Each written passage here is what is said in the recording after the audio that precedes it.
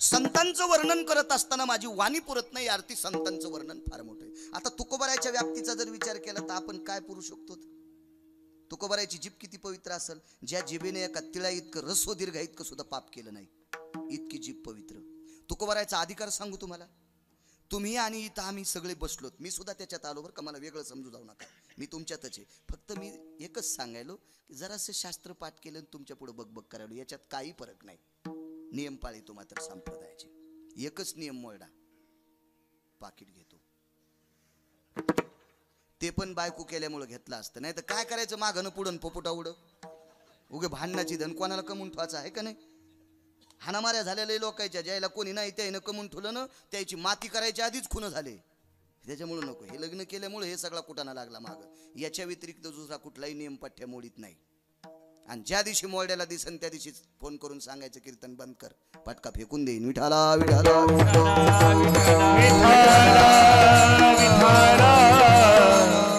तुम्ही आणि मी इथं बसलोत, आपण भीतो कोणाला? दक्षिणेच्या राजाला. काय नाव आहे दक्षिणेच्या राजाचं? यम. भीतो का नाही आपण यमाला?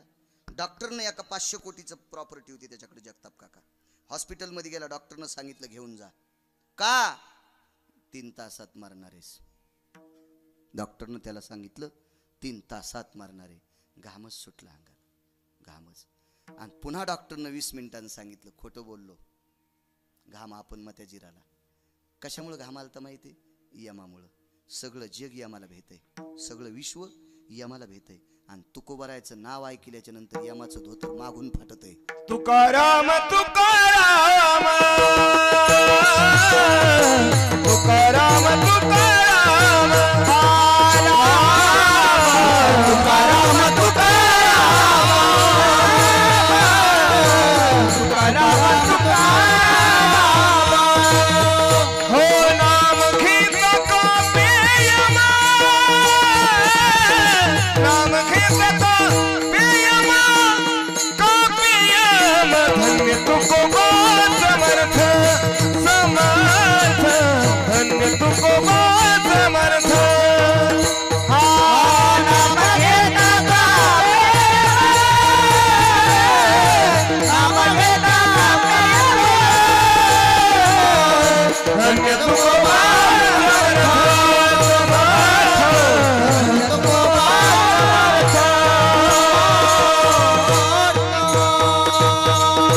तुकाराम तुकाराम नाम घेता कापेयम. धोतर फाटतंय त्या यमाचं तुकोबारायचं नाव ऐकलं. जगा काळ खाय आम्ही माथा दिला पाय, त्याच्या मुंडक्यावर पाय द्यायची ताकद तुकोबारायची. नाव ऐकल्याच्या नंतर घाम सुटताय, दर दर दर दर सगळे कपडे फाटते. ही तुकोबारायच्या नावात ताकद. तरी म्हणते तू आणि पुरत नाही. व्याप्ती काय असेल याच्या पलीकडे सांगू तुम्हाला. आपण कीर्तन कशासाठी ऐकलो? पाप संपण्यासाठी. पाप संपल्यावर काय होते? मोक्ष प्राप्त होते. आणि मोक्ष त्याच्या घरी भांडे घाशीत होता. मोक्ष मखारी कामारी हे दाती, होय सांगोईची तुका म्हणे, होय सांगोईची तुका म्हणे.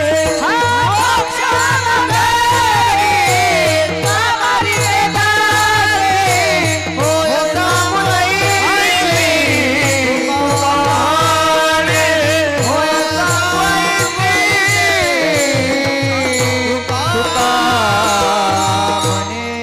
मोक्षामा घरी कामारी हे दाशी. दासत्व करीत होता मोक्ष, भांडे घासायत होता. मोक्ष सुखा हाणू लाता. मोक्ष सुखाला लाता हाणणारी व्यक्ती. काय व्याप्ती असेल तुकोबारायची. हरी नामे ढवळिले जग, विश्वभक्तीनं ढवळून काढ. ही तुकोबारायची व्याप्ती. याच्या पलीकडे सांगू तुम्हाला. तुकोबारायच्या पत्नीच्या पायात काटा मोडल्यावर पंढरपुरातल्या मालकानं बोटानं काढाच नाही, दातानं उपटीला. दातानं उपटिल्यावर होट कुठं लागले पंढरपुरातल्या मालकाचे? जिजाबाईच्या तळपायाला. ज्याच्या पितांबरात कोट्यावधी सूर्याचं तेज आहे, ज्याच्या पितांबरामध्ये कोट्यावधी सूर्याचं तेज आहे, त्याच्या चेहऱ्यात काय असेल कल्पना करा ना. कोटी ब्रह्महत्या श्रीमुख पाहता जाती. कोट्यावधी ब्रह्महत्येचं पाप ज्याचं मुख पाहिल्याच्या नंतर जातंय त्या मुखात तेच काय असेल आणि ते ओठ जिजाबाईच्या पायाला लागतात. लक्ष्मीचा पती. कोणाला भिकारीन कोणाला श्रीमंत करायचं जिच्या हातात आहे तिला लक्ष्मी म्हणतात. या लक्ष्मीचा पती तुकोबरायाच्या पत्नीच्या तळपायाला ओठ लावतो. पत्नीचा जरी एवढा अधिकार तर तुकोबरायाचा अधिकार किती मोठा असेल. तरी पण म्हणतात काय वानो आता न पुरे वाणी. याचा असा सिद्धांत असावा की तुकोबराय म्हणतात ते सत्य आहे. निश्चित संतांची व्याप्तीच मोठी असावा. त्या अर्थी तुकोबराय उद्गार काढतात. काय असेल बरं संतांचा महिमा. असं का म्हणत असताल तुकोबराय की माझी वाणी पुरत नाही का. असं नाविन्य काय असेल संतांचं.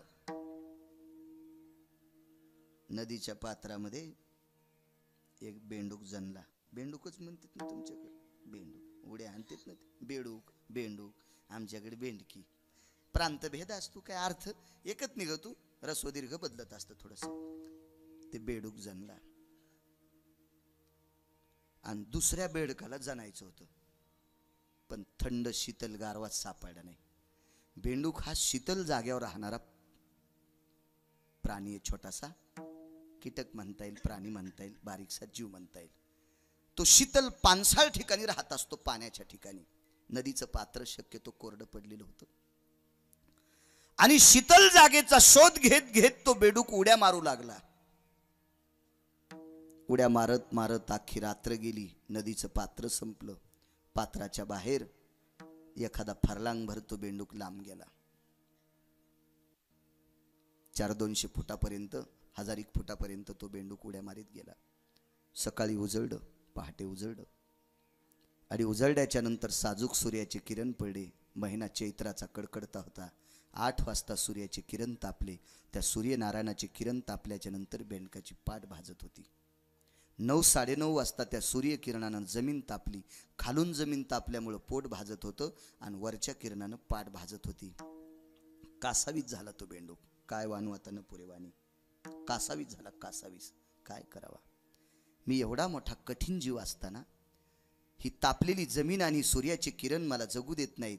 मी आता जर बाळांना जन्म दिला तर ती बाळं कोमल असतील. त्या उन्हात होरपळून जातील, जळून जातील, मरून जातील. असं दुःख त्या बेंडकाला होतं. प्राणी कुठलाही असू द्या आपल्या लेकरावर प्रेम करत असते. जीव कुठलाही असू द्या त्याचा आपल्या जीवावर लेकरावर प्रेम असते. कधी लक्षात ठेवा. ते बेंडूक कासावीस झाला. बघता बघता बघता बघता उड्या मारीत मारीत मारीत एका ठिकाणी थोडंसं गवत होतं. त्या गवतावर त्या बेंडकानं उडी मारली. एक दुःख कमी झालं. कोणतं. गवत हे तापत नसते म्हणून खालून पोळणं बंद झालं पण वरनं मात्र सूर्याच्या प्रकाशाच्या किरणानं त्याची पाठ मात्र तापत होती. काका पाठ तापत होती. पाठ तापत होती. व्याकुळ झाला तो बेंडूक. काय करावं. तेवढ्या अवकाशात चांगला एक सर्प माझ्या मांडीसारखा. माझी मांडी मोठी आहे. रोज 2 गावचं खातो. तुमच्या बारकाल्या मांड्या आता. मोठी मांडीसारखा असा सर्प होता. काळा ठिक्कर सर्प. त्या सर्पाने त्या बेडुकाला पाहिलं. त्या बेडकाच्या डोळ्यातलं पाणी बघितल्याच्या नंतर सर्पाला दया आली. असं होत असतं का. नाही मग मी गांजा ओढून आलो का. सरळ नाही म्हणता राजू तुम्ही. खरंय. खोटं तुमचं बी नाही आणि माझंही खोरं नाही. खोटं नाही. साप हा बेंडकावर कधीच दया करत नसतो. बेडूक हे सापाचं खाद्य आहे. एका ठिकाणी 24 लोकांचं हाडवैर सांगितलं. हाडवैर सापाचं आणि उंदराचं इतकं हाडवैर आहे. उरंगाची वाट चाली मुशके थेकुटी केली. आडचा दिना खंडली आयुष्य मर्यादा. साप असा जर मातीतून सरपटत गेला आणि तो रस्ता जर उंदरानं वलांडला तर त्याचं 2.5 दिवसाचं आयुष्य कमी होतंय असं शास्त्र सांगते. मी नाही. एक जण म्हणला आम्हाला मान्य नाही. तू इरी तुडी आण. शास्त्र काय आमच्या आजोबांनी थोडंच लिहिलंय. तू का म्हणे नाही विश्वास जामनी पहावे पुराणे उच्चारोनी. आणि शास्त्र लिहिणार काय गोट्या खेळणार होते कोणचं. अधिकारी लोक होते. शास्त्र इतकं हाडवय. लांडग्याचा आणि शेळी. तुमच्याकडे शेळी म्हणतात का शेरड. शेळी. लांडग्याचं आणि शेळीचं किती वैर सांगू तुम्हाला. लांडगं दिसल्याच्या नंतर शेळी हरिपाठच म्हणती. असं कधी होतंय का. नाही. जिवंत लांडगं पाहिल्याच्या नंतर शेळीचं काय होईल हे तुम्ही घरी गेल्यावर पहा किंवा एखाद्याची परीक्षा करा. लांबूनच लांडगं दाखवून शेळी आली कुंठवा काय करते ते घरी गेल्यावर पहा. पण मेलेल्या लांडग्याचं कातड काढायचं. कातड आणि त्याच्या चमड्याची हलकी करायची. काय म्हणते तुमच्याकडे. हलकी, आणि ती शिळीच्या गोठ्यात वाजवायची, लेंड्या पडतच नाहीत.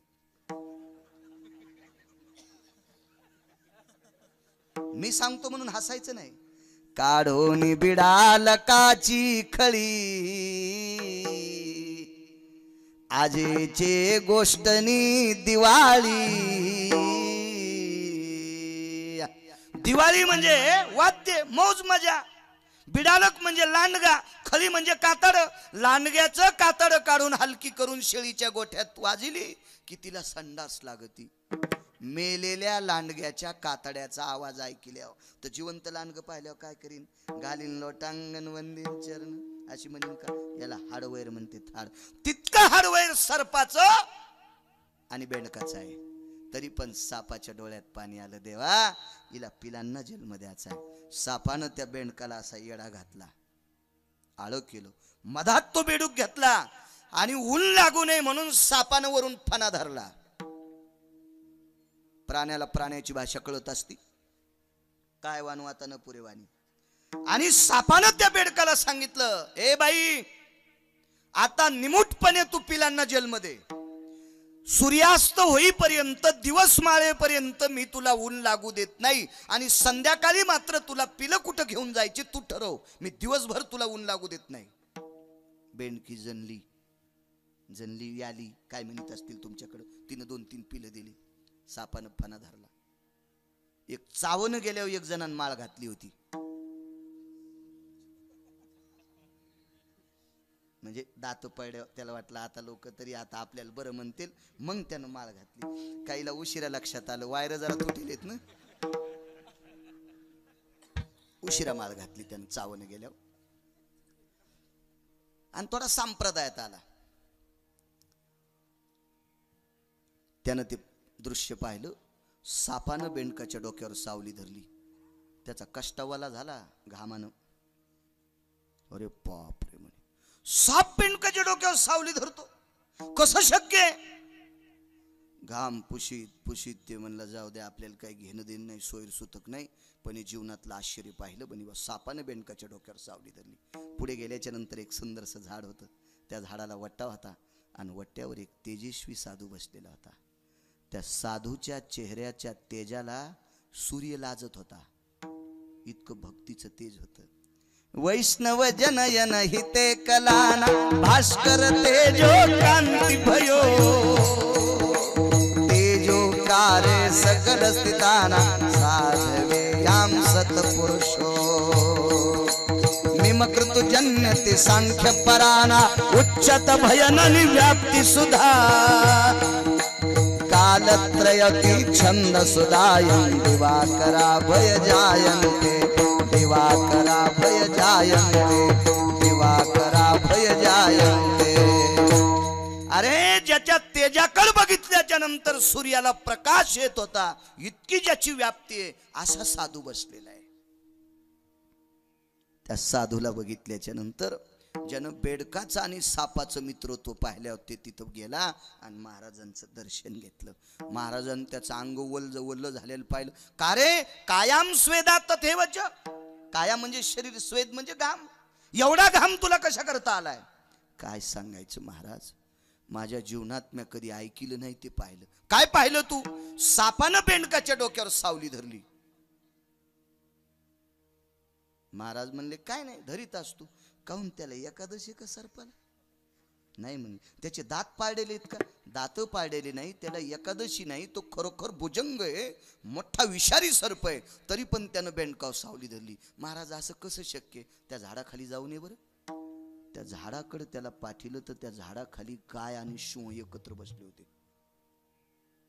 ते याला वाटलं ते सिंह प्लास्टर ऑफ पॅरिसचाच आहे का नाही, आणि ती गाय बी अशी चिनी मातीचीच केलेली आहे का नाही.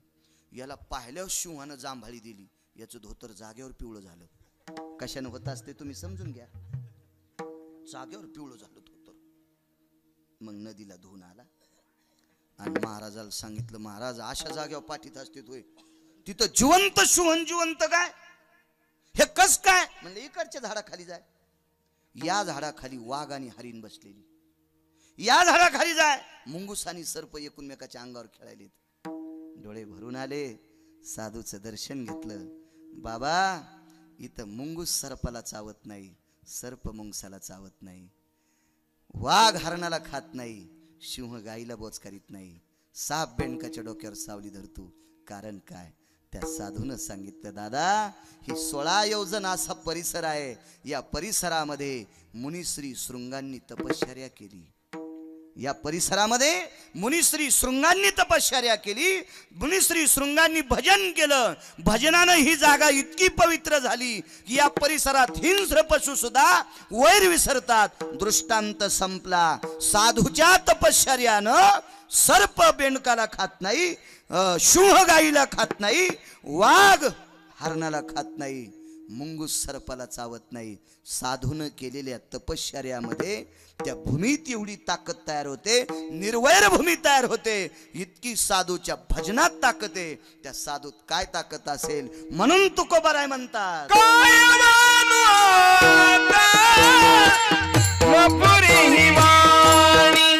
क्या बात है?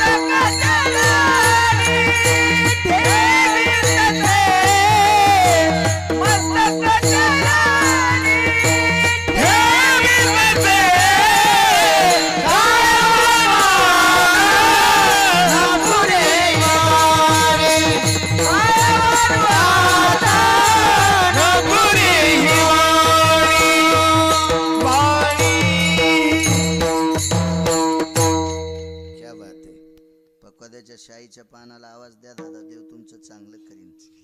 गाजलेला पक्वाद्या असल्यावर स्पीकरवाली त्याला भीतीत. गरीब पक्वाद्या वाढवा आवाज, त्याला वाढवा, यायचा बी आवाज वाढवा ना. हो, हे असे तरी पक्वादे एकादशी धरते. हो, लय गाजलेले एकादशी धरीनत मी स्वतः पाहिले. विठाला विठाला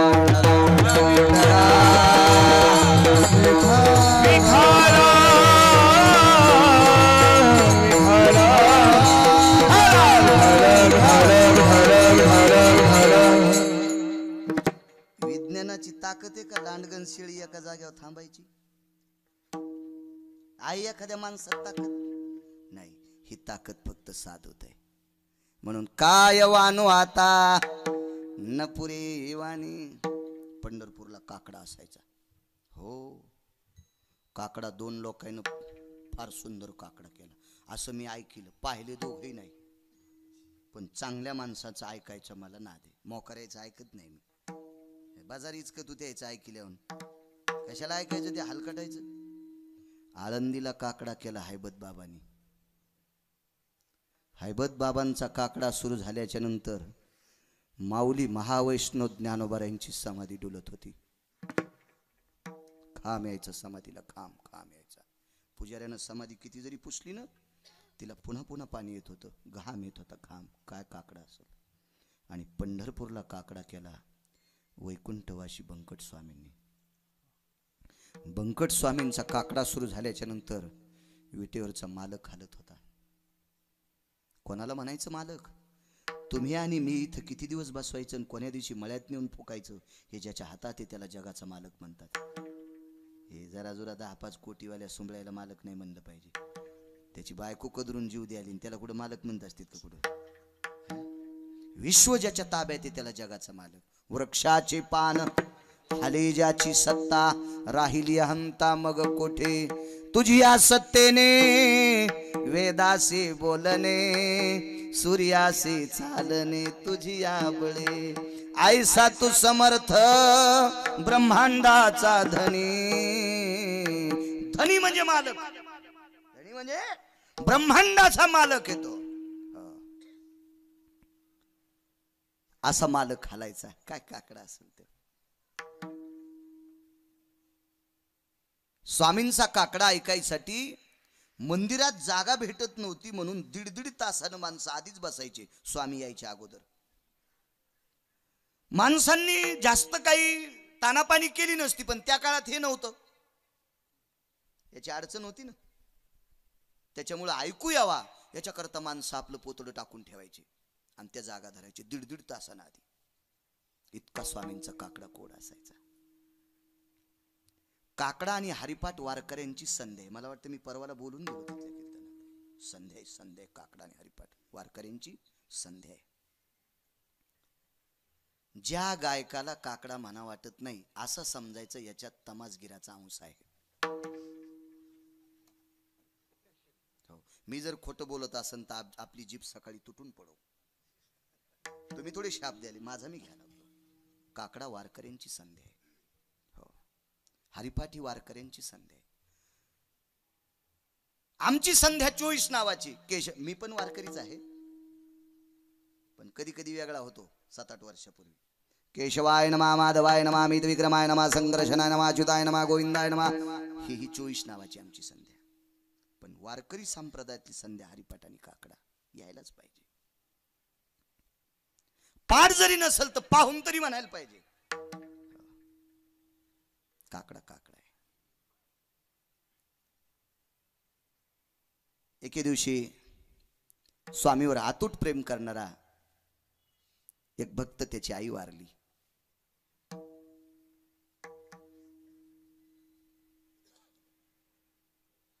आईचा अंत्यविधी झाला आणि गावातली प्रतिष्ठित तुमच्यासारखी वयस्कर 4-2 माणसं त्याला म्हणली, का रे बाळा, तू बंकट स्वामीच्या सानिध्यात फार राहतोस, तुझ्या आईच्या उदक शांती विधीला स्वामींचं कीर्तन व्हावं.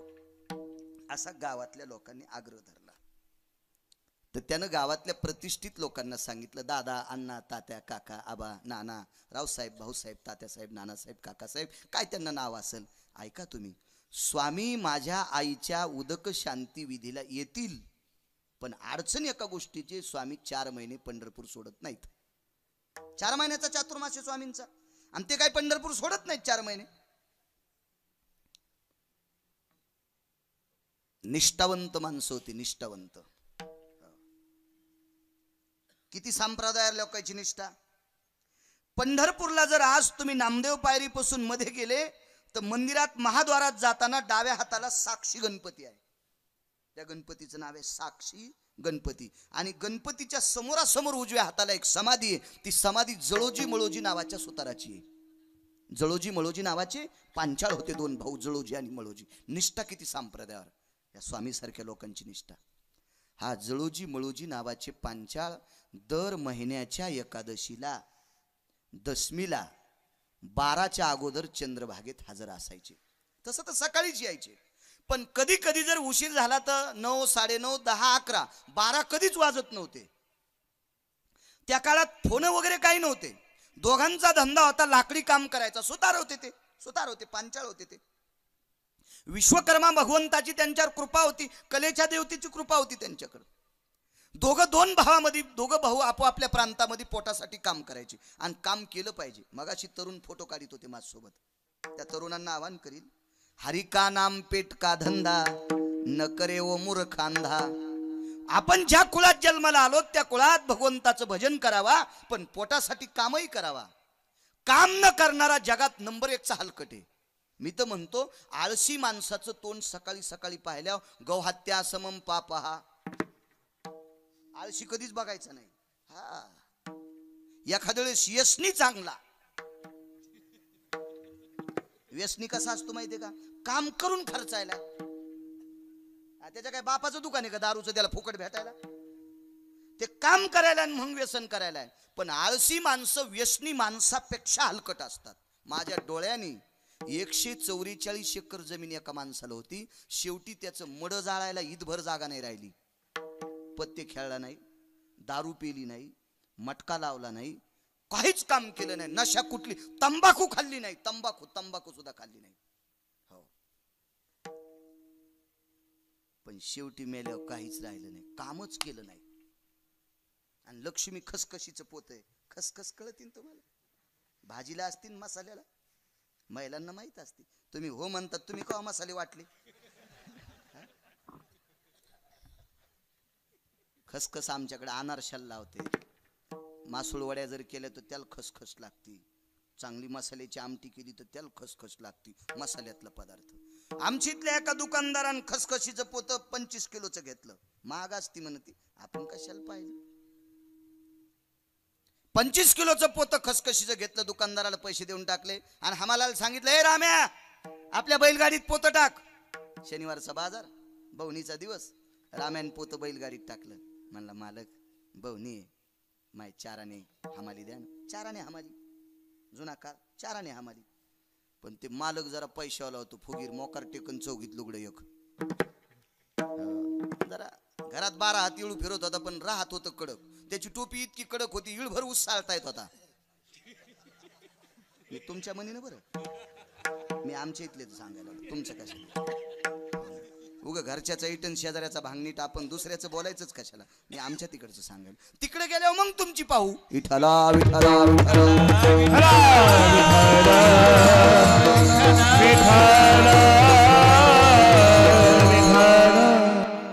दादा, बाजारचा दिवस आहे, बवणी आहे. तुम्ही जर चाराने दिले तर दिवसभर गिऱ्हाईक चांगलं लागतंय. मला हमाली चाराने देऊन टाक. हे कोणाला मागायला तुला अक्कल आहे का? उद्या 2 रुपये देईन. चला होय बाजूला. आता ते हमाल होतं. त्या हमालानं त्या पोत्याला नुसतं दाबण टोचलं. काय म्हणते तुमच्याकडे? दाबण टोचलं. हमाल गेलं तिकडं. गड्याला सांगितलं, ए रावश्या, घेऊन जा बैलगाडी गावाकडं. त्यानं बैल झुपले, बंदुक्या पिस्तोल्या, गाडी गावाकडे गेल्याच्या नंतर हे मोटरसायकलनं घरी आला. सुंब्या घरी आल्या पोराला म्हणला, ए गड्याला म्हणला, ए बैलाला मका टाक. आणि पोराला म्हणला, ए बाब्या, खसखशीचं पोतं घरात नी. बाब्या म्हणला, रिकामच आहे.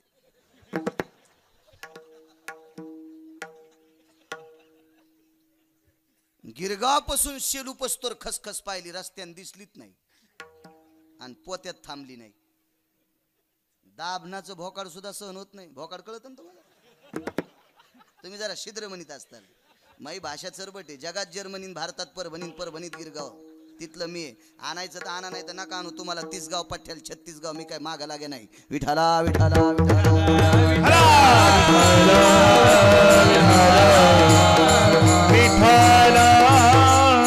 25 किलो खसखस दाभणाच्या छिद्रातून गळाली. रस्त्यानं दिसतच नाही. अशी लक्ष्मी कशी जाईल सांगताच येत नाही. तिला जपा. ते फोटो काढायला पोरायला सांगतो, पैसा जपा. पैसा देव नाही, पण देवाच्या नंतर पैसाचे. हो, अर्थ नावाचा पुरुषार्थ सांगितला शास्त्रात. अर्थ नावाचा पुरुषार्थ. आमची लोक काही ब्रेक लायनर तुटलेल्या गाडीवानी बोलत आहेत. काय पैसे का बोकांडीवर बांधून न्यायचे का? सोंबळेस का काय?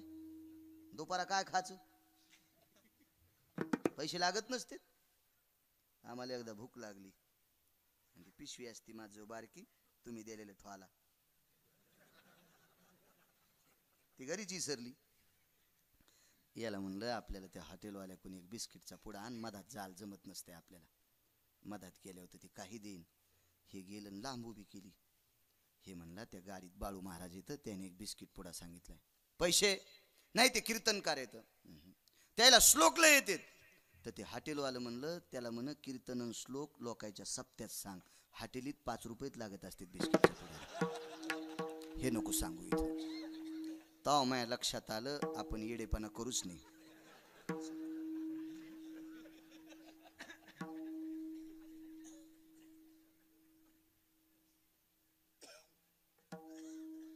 आमची इथले एक जण बाजाराला गेलो सोमवारी. 4 ठण जवळ सोमवारी बाजार असतो. श्रावण महिना होता आणि श्रावणात बरेच लोक सोमवार धरतात. धरायला पाहिजे. शंकराचं अधिष्ठान असते, करायला पाहिजे. काही व्रत वगैरे केले पाहिजे माणसानं. कसं असते, कशामुळे करायचे माहिती आहे का? आरशावरली धूळ पुसल्याच्या नंतर चेहरा चांगला दिसतोय. हे व्रत वैकल्य ध्यानात असले की आपला संप्रदाय कळत असतोय. याच्याकरता याच्यात असं गुंतून राहिलं पाहिजे माणसानं, गुंतून राहिलं पाहिजे. सोमवारी गेलं, दुकानदाराकडून 2 डझन केळी घेतल्या. काय डझन आहेत? 30 रुपये. हे 60 रुपये घ्या. देऊन टाकली त्यांनी केळं. मोजू लागलं. केळी विकणार बागवान लय हुशार असते. सतारबाई. ते दाखितानं मोठाले दाखितन पलीकून बारकाले असते, लय हुशार असते. आता तुमच्याकडे द्राक्षाची बागा असल्यामुळे तुम्हाला काय, ज्याच्या गावाला गंगा त्याच्या गुडघ्याला सांगा, तुम्हाला काय एवढं द्राक्षाचं महत्व नाही. आमच्याकडे द्राक्ष आल्याच्या नंतर द्राक्ष मोजून घेतले की ते पुढे आयताच केलेला असतोय. आधी त्याच्यात तुटलेली द्राक्ष आधीच असते 2-3 छटाक, आणि मग वरून घट टाकतो. घरी आल्यावर पपेच माय म्हणली, माय तुम्हाला डोकं नाही काय, तुटलेले कसे आणले. त्यानं आधीच टाकलेले होते त्याच्या मधात. ते लय हुशार असते ते इकणार, पिकणाऱ्यापेक्षा इकणार लय चालू, लय चालू असते. खरंच खरंच खरंच चालू असते इकणार. आणि मग ते 2 डझन केळीचे 60 रुपये. ते म्हणला सोलून द्यायचे किती. केळी सोलून त्या सतारबाईला पहिलंच भेटलं होतं सोलून केळी नेणार. तर हे म्हणला, पटेल छाले निकाल के क्यों ने रे. आता मला काय हिंदी येत नाही, अंदाजी बोलायलो, हुकली चुकली समजून घ्या. नहीं बोले, अरे सत्तार भाई घर पे जाके अंदर का खाने का है, ऊपर का तो कोई खाता नहीं, इसलिए यही फेक देने का. यानं 2 किलो साखर आधी पिशवीत घेतली होती.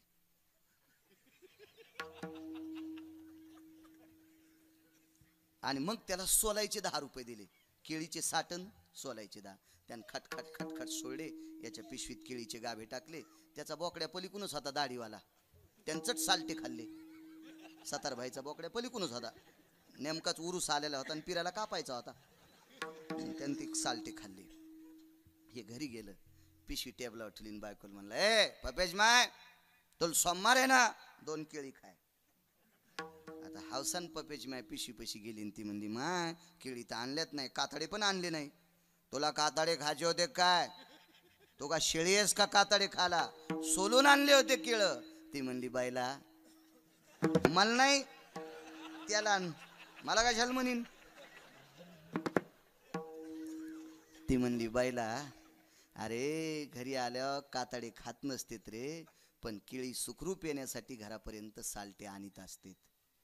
घरी आल्यावर सालटे खात नसतेत, पण केळी सुखरूप येण्यासाठी घरापर्यंत सालटे आणीत असतेत. पैसे मेल्यावर बांधून नेत नसतेत, पण मरूस तर लागत असते. विठाला विठाला विठाला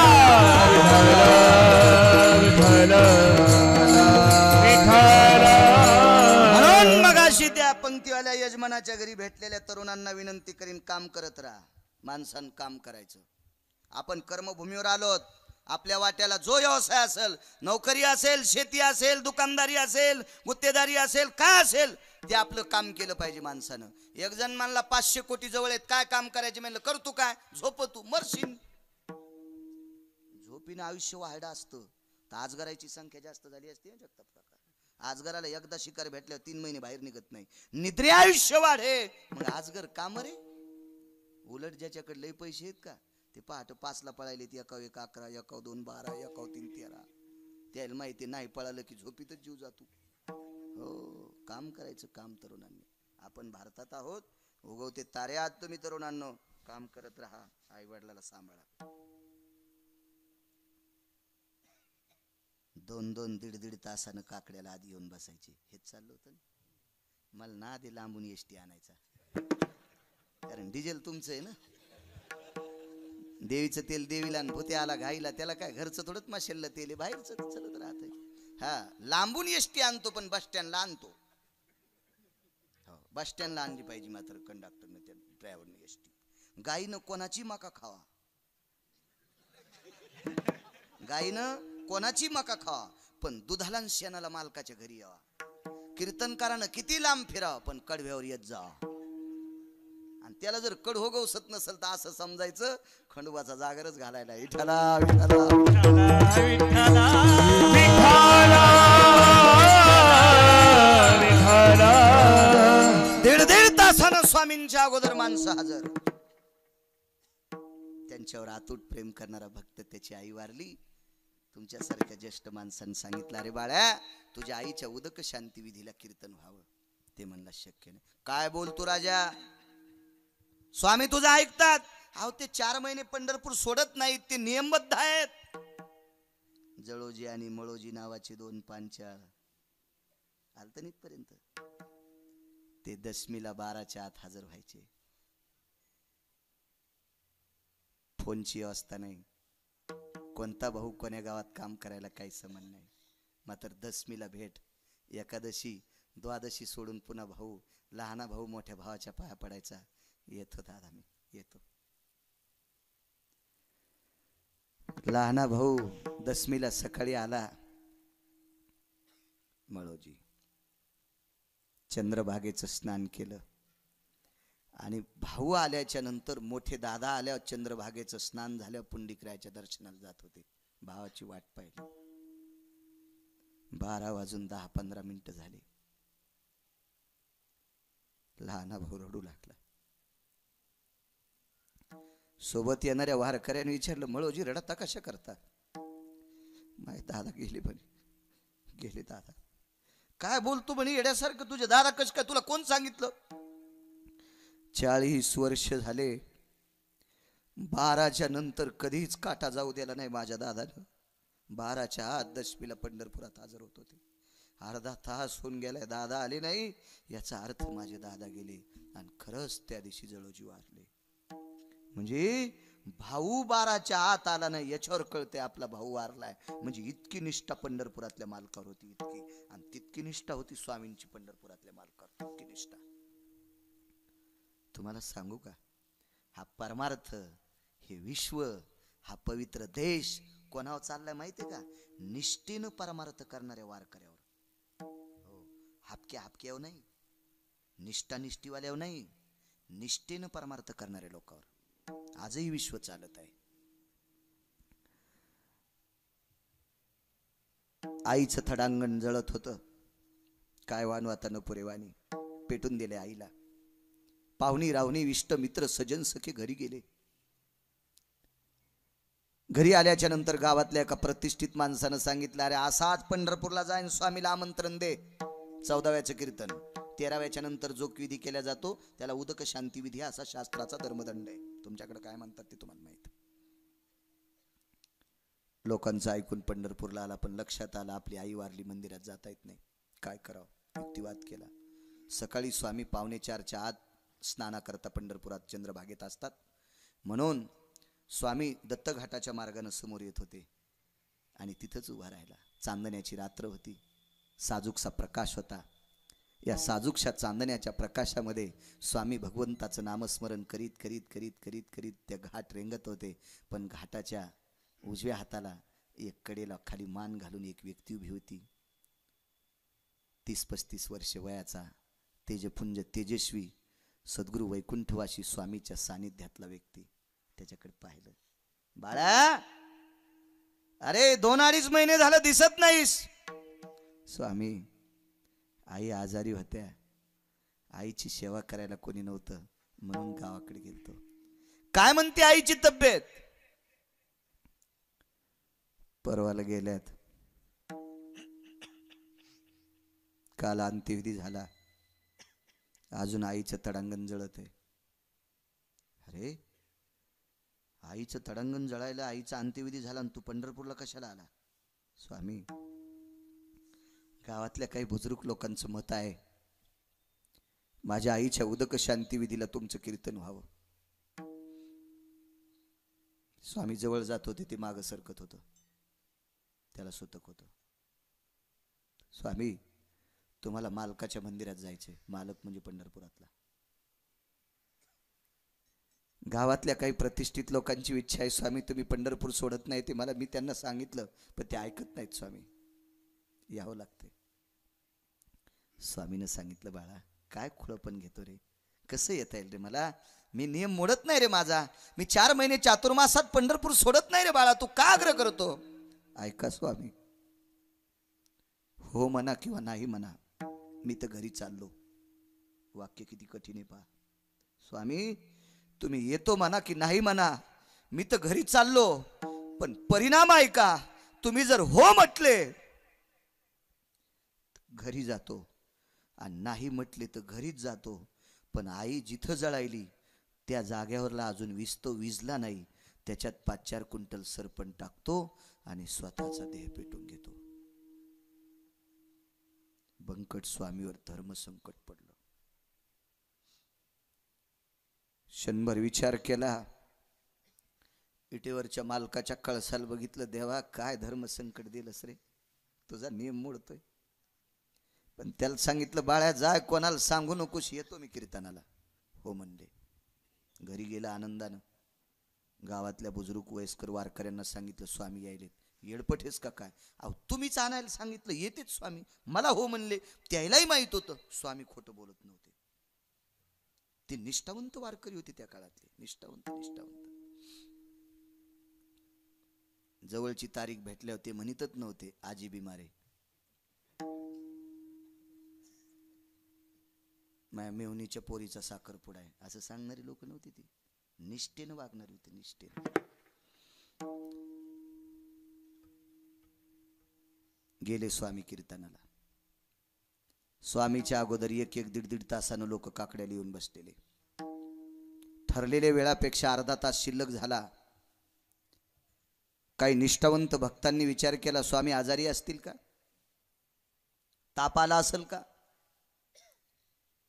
थकले असतील का, घसा दुखत असेल का, चंद्रभागेहून येताना घाटावर पडले असतील का, शरीर विकळ झालं असेल का. 4-2 मठात, 4-2 चंद्रभागेकडं. सगळं पाहिलं, स्वामी कुठंच नाहीत. येऊन जाग्यावर बसले, माना खाली घातल्या. काय स्वामीचा आवाज, काय स्वामीचा स्वर, काय त्या स्वामीच्या मुखारविंदातून निघलेले ते काकड्याचे बोल, काय रस, काय काय ते नाविन्य. सगळ्याचं अंतःकरण दुखलं. महाराज, स्वामीवर प्रेम करणाऱ्या वारकऱ्यांचा विरह विटेवरच्या मालकाला सहन झाला नाही. आणि विटेवरच्या मालकाने विचार केला, स्वामीवर इतकं प्रेम करणारे वारकरी आज स्वामी हजर नाहीत. त्याला माहित नाही का स्वामी कुठे गेलेत? माहिती पंढरपुरातल्याला. मुंगी के पाव में घुंगरू बाजे वही अल्लाह सुनता है.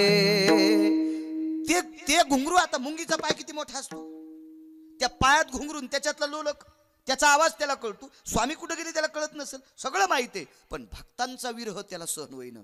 वैकुंठवासी बंकट स्वामींचं रूप घेतलं आणि विटेवरच्या मालकानं काकडा सुरू केला. उठा पांडुरंगा प्रभात समय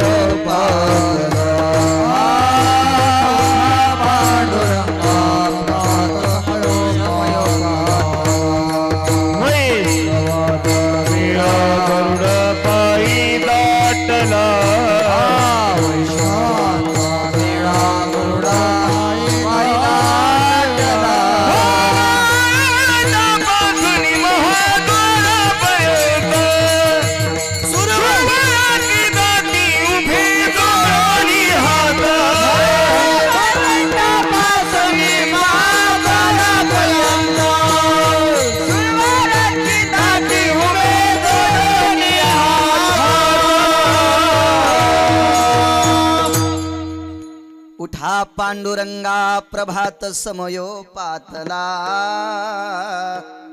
वैष्णवाचा मेळा गरुड पारी दाटला. उठा प्रभू, उठा उठा उठा. काकडा म्हणला देवानं. आता काय परिस्थिती असेल ते सोडून द्या. वैकुंठवासी माधव महाराज मगरांचा एक पुरावा ऐकिला मी.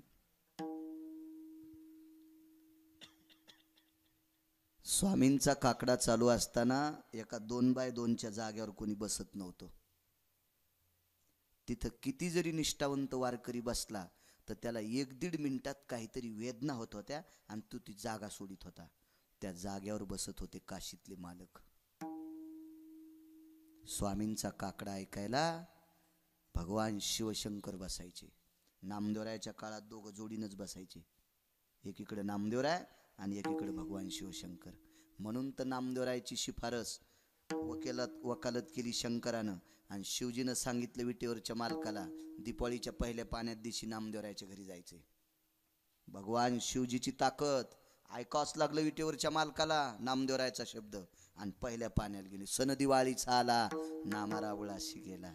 पहिल्या पाण्याला आंघोळीला पंढरपुरातला मालक आणि काशीतले मालक तिथे. या 2 मालकाच्या ताकदीवर जग चालते. हो, भजनी परंपरा शंकरानंच केली. एका जनार्दनी वैष्णव आणि शिरोमणी महादेव. भजन करणाऱ्याची ताकद किती मोठी आहे सांगू तुम्हाला. भजन करणाऱ्यानं नियम सांभाळले पाहिजे, नियम सांभाळले पाहिजे. अहो काय ताकद आहे भजन करण्यावर. अहो पोरीच्या साखरपुड्यात इतकी सोय नाही, आजची सोय अशी होती. तुम्ही होते माऊली काका, तुम्ही होते हो. तुम्ही 100 किलोमीटरहून आले, तुम्ही 100 किलोमीटरहून आले. कशी जेवायची सोय होती मला सांगा. अहो मुलीच्या लग्नात इतका आदर नाही, रांगोळ्या लावून सगळ्याला जेवायला. ताकद कशाची आहे? तुम्ही पंढरपुरातल्या मालकाचं भजन करतात म्हणून. हो इतके लोक प्रेम करतात आपल्यावर, इतकं प्रेम करतात. अहो मी दात घासायला गेलो मध्ये, तर ते भास्करराव बाजावर गारव्यात माझ्या बाजूला बसले 15-20 मिनिटं. किती प्रेम करतात लोक, किती प्रेम. म्हणून संप्रदायातल्या माणसांनी चुका करायच्या नाही. भजन करणाऱ्या शिवशंकरावर पंढरपुरातल्या मालकाने इतकं प्रेम केलं. इथं ठुलं नाही, खिशात ठुलं नाही, कमरावर घेतलं नाही, इथं घेतलंय. चरणीचे राजा वादी सोळपान, इथं घेतलं. पंढरपुरातल्या मालकाची महापूजा करून टाळू चाफा भगवान शिवशंकराची पिंड आहे. भजन करणाऱ्याला डोक्यावर घेतलंय. भजन करणाऱ्याला त्या 2x2च्या जागेवर कोणीच बसत नव्हतं. त्या जागेवर शंकर बसायचे, दिसत नव्हते. शंकर दिसायला डोळे तसे लागतील ना. ज्याच्या डोळ्यात आख डांबराची टाकी भरली त्याला शिवजी दिसत असतात का? लायकी लागेल ना शंकर बघण्यासाठी. म्हणजे स्वामींचा काकडा ऐकण्यासाठी शंकर बसवते. त्या जागेवर मात्र बसता येत नव्हतं कोणाला 2 तास. काय काकडा केला. काकडा कोण करीत होतं माहितीये? पंढरपुरातला मालक. आणि म्हणायले काकडा कोणाचा? त्याचाच. उठा पांडुरंगा प्रभास समोय पातला. कोणाला उठवायले? त्यालाच. म्हणायले कोण? तेच. त्या दिवशी इतक्या आवेशात काकडा ऐकणाऱ्या लोकांचा असा भात झाला. अर्धा तास स्वामीला उशीर झाला म्हणून स्वामी आता कडाक्यात काकडा म्हणाले. स्वामी नव्हतेच ना, ते मालक होता पंढरपुरातला. परिणाम काय जाणवला पुढे बघा. काकडा आटपल्याच्या नंतर सर्व संतांच्या आरत्या घेतल्या, सर्व देवांच्या आरत्या घेतल्या, पण पांडुरंगाची आरती घेतलीच नाही. पण एकाही वारकऱ्याची ताकद नव्हती स्वामीला म्हणायची आरती चुकली म्हणून. आता जर एखादा जर सुदीर्घ हुकलन ते हो म्हणणारा तसाच इचक्या, आणि जो प्रमाण म्हणायला तो फुक्याच. वजन होतं त्या काळात, मर्यादा सांभाळित होते माणसं, आचारसंहिता होती. सुनेनं सासऱ्याच्या पुढून जाताना पदर पडू द्यायचा नाही. आचारसंहिता. सुनेनं सासऱ्याच्या समोरून जाताना पदर पडू द्यायचा नाही. आणि सून स्वयंपाक करताना सासऱ्यान चुलील पाय लावून शाकायचं नाही. आणि सासरा जर सून भाकरी टाकताना चुलीला पाय लावून बसत असेल तर सुनानं धिलपीनच आणायचा पेटलेल्या. तुला बैठकीत सगळे भेटते, सुमल्या तिथं कशाला बसला शेकत. आणि पुन्हा म्हणतो तिचा पदर पाडा, खेळा ठोकीन का ती डोक्याला. आचारसंहिता आहे. आपोआपले नियम पाळायचे. नियम पाळत होती त्या काळातली माणसं म्हणून निर्भय वागत होते. नियम सगळे धाब्यावर ठुले.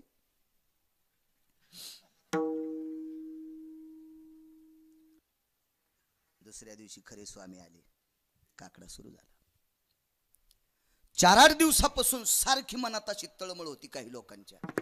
काही म्हणले अरे विसरला असेल, जाऊ द्या काय चलत राहतं, काय अनावधानानं विसरला असेल, काय होतं त्याला.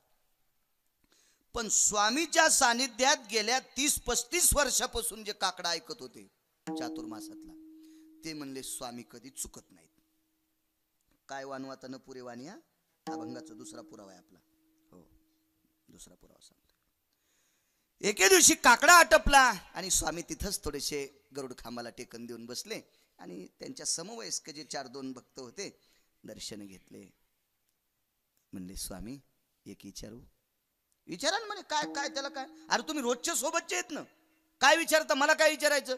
ऐका ना म्हणले, विचारावं वाटायलंय आणि एकीकून नकोही वाटायलंय. अभय म्हणले विचारा. आमक्या आमक्या तारखीला, आमक्या आमक्या तिथीला, आमक्या आमक्या वारी काकडा तुम्ही इतका सुंदर म्हणला, पण त्या दिवशी पांडुरंगाची आरती म्हणली नाही. स्वामी म्हणले पागल आहेत काय रे तुम्ही, डोके खराब झाले तुमचे, वेडपट आहेत का, खुळे आहेत का रे तुम्ही. अरे मी त्या दिवशी हजरच नव्हतो. आमक्या आमक्या गावाला एका वारकऱ्याची आई वारली, त्याच्या आईच्या उदक शांती विधीचं कीर्तन होतं. मी कधीच पंढरपूर सोडत नाही, पण चुकून त्या दिवशी गेलो नाईला जाणं. त्यानं मला वचनबद्ध केलं. म्हणून नाईलाजानं मी पोचलो तिथं. आणि मी काकडाच केला नाही ना, आरती हुकली न काय हुकली, काय येडेवानी बोलता. तुम्हाला काय म्हणायचं तर म्हणा स्वामी, आमच्या डोळ्यानं, आमच्या अंतःकरणानं, आमच्या मनानं, या शरीरानं तुम्ही काकडा करताना पाहिलं. गर्दी कमी होती मंदिरात. पुजारी विटेवरच्या मालकाच्या बाजूलाच उभा होता. त्याला थोडंसं खाली घेतलं, थोडा बाजूला उभा राहिला आणि वैकुंठवासी बंकट स्वामी विटेवरच्या मालकाच्या पुढे हात जोडून उभे राहिले. देवा, जगदानंद कंद जगतपतये परेशा विश्वाध्यक्षा, विनंती आहे तुला, सांग देवा. देवा, अमक्या तिथीला मी ज्या वेळेला पंढरपूर सोडून गेलो, ही 5-4 वारकरी म्हणतेत रे मीच काकडा केला. देवा, मी पंढरपुरात नसताना मी काकडा केला असं हे का म्हणतेत, का म्हणतेत देवा? सांग ना यांना. हे देवा, सांग ना यांना मी नव्हतो म्हणून. स्वामीचं ऐकत असताना ते रडत होत. रडू लागला देव, रडू लागला. तर वैकुंठवासी बंकट स्वामींनी देवाला विनंती केली, पाय धरले पितांबरापाशी, हलवलं देवाला. देवा, मी विचारलेल्या प्रश्नाचं उत्तर म्हणजे तू रडणं नाही रे देवा. सांग रे, यायला मी हजर नव्हतो. विटेवरच्या मालकानं उडी टाकली, स्वामीला मिठी मारली, मानावर मान टाकली. रडू लागला देव.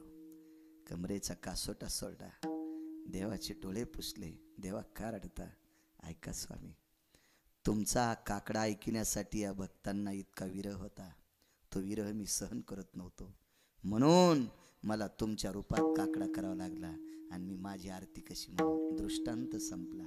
जो वारकरी गैरहजर असल्याच्या नंतर ज्या वारकऱ्याच्या रूपात, वैकुंठवासी बंकट स्वामीच्या रूपात विटेवरच्या मालकाने स्वामीची जागा भरून काढावी, त्यांचं रूप घेऊन काकडा म्हणावा, ही एका वारकऱ्याची ताकद आहे. कायवानो आता न पुरे,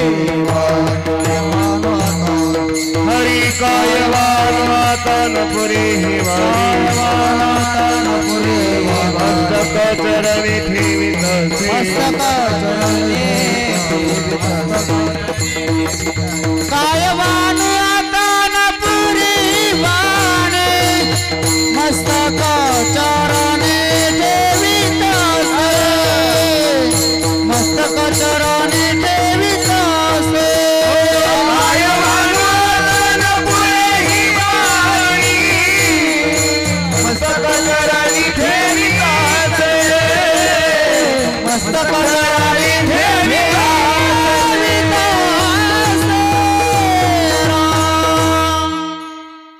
योगेश बुवा आवाज चांगला दिलाय, मस्त, छान छान छान.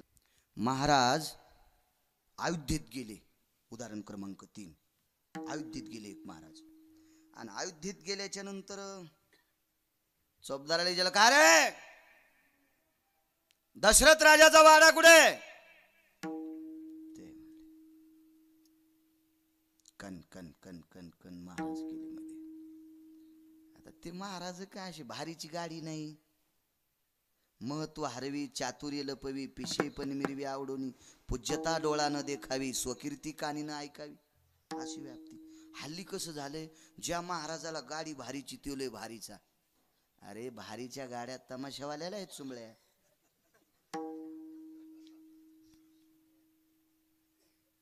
भारीच्या गाडीत आला म्हणजे भारीचा महाराज असतो असं कोण म्हणतंय? तमाशा लोकनाट्यवाल्याला जे जनरेटर आहे का ते 150 एकर वाल्याला नाही. हो, आता आमच्या इथं जवळच आमचं कुलदैवत आहे. आता बॉडी बदलली की काही काही येडगळ तमाशात होतेत. आणि शहाणे कु एक बातन गधे कु सारी रात. शहाण्याला सांगायचं असतं, गध्याला कशाला सांगायचं असतं? नालायकाला ती कुठं ऐकत असतं का कुठं? मग मी दर्शनाला गेलो, असंच कीर्तन करून आलो जिंतूर करून. याला म्हणलं आता कुलदेवतेचं दर्शन घेऊ. चंपाषष्ठीचा दिवस होता, तर ते चालू होता तमाशा. तर 24 लाखाचा ट्रक आणि त्याच्यात 8.5 लाखाचं जनरेटर. 8.5 लाखाचं ठोला, 24 लाखाचा ट्रक. सांगा बरं कोण्या शेतकऱ्याला एवढं जनरेटर आणि जनरेटर ठोला 24 लाखाचा ट्रक?